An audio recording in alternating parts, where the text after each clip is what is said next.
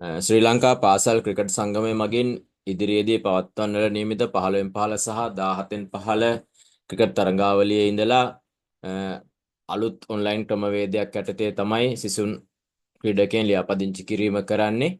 මේ සඳහා WhatsApp සමූහ හරහා ෂෙයා කරලා තියෙන ලින්ක් එක භාවිතා කරන්න පුළුවන්.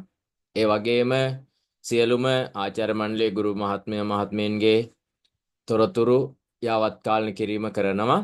ඒ සඳහා ඔයාලට WhatsApp සමූහ හරහා එවලා තියෙන මේ ලින්ක් එක භාවිතා කරලා MIC ලොගින් එක හදා ගන්න ඕනේ. මෙතන MIC රෙජිස්ටර් ලින්ක් කියලා තියෙනවා. ඒ උඩ ක්ලික් කරන්න.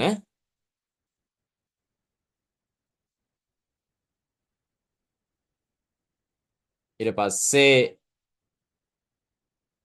මේ සඳහන් විස්තර පුරවලා ඔයාලටම පුළුවන් තමන්ට පාස්වර්ඩ් එකක් ක්‍රියේට් කරගන්න.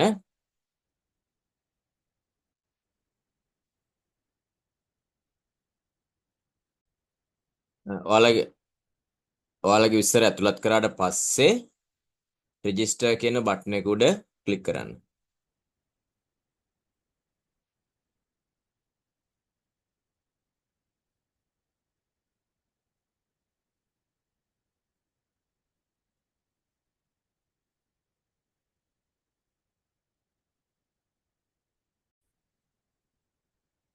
ඉන්පස්සේ ඔබට මේ වගේ නිවේදනයක් ලැබෙයි. ඔබගේ account එක approve කරාට පස්සේ සක්‍රිය කරාට පස්සේ ඊමේල් මගින් පාසල් ක්‍රිකට් සංගමයේ නිලධාරීන් විසින් ඊමේල් මගින් ඔබට පණිවිඩයක් ලැබෙනවා ඔබගේ ගිණුම සක්‍රිය බවට.